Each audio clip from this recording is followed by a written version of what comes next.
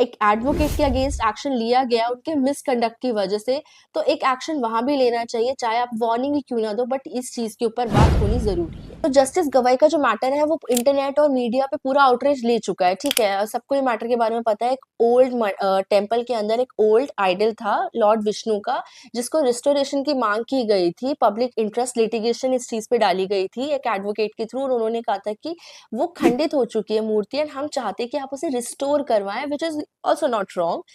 तो जो जस्टिस गवाई थे उन्होंने ये बोला था, एक स्टेटमेंट पास किया था, go and ask the deity himself to do something. ठीक है, आई अटैच द स्टेटमेंट, अगर मेरे वर्ड्स इधर उधर हुए हैं तो एक दो स्टेटमेंट और थे उसके साथ। सो अब ये उनका बोलना गलत था। पॉइंट ये था कि ये मैटर जो था वो आर्कियोलॉजिकल सर्वे का था, वो सुप्रीम कोर्ट के जुरिस्डिक्शन में नहीं आ रहा था। वो ये चीज क्लियरली बता सकते थे, दूसरे वर्ड्स में समझा सकते थे, बट उन्होंने जिस तरीके से इस बात को रखा वो रॉन्ग था। मेरे ओपिनियन से और बाकी लोगों के ओपिनियन से जो अभी तक मैं इंटरनेट पे देख पा रही हूँ, इट इज रॉन्ग। फिर उसके बाद आता है एडवोकेट का रिएक्शन, जो कि अक्टूबर 6 पे होता है, कि वो उनपे लाइक फ्रस्ट्रेशन में है, या उनको इस बात के ऊपर काफी गुस्सा आया है कि उन्होंने उनके ऊपर शू थ्रो किया, जो हिट भी नहीं हुआ था उन्हें, बच गए थे वो, लेकिन अटैक उन्हीं के ऊपर था शूज का।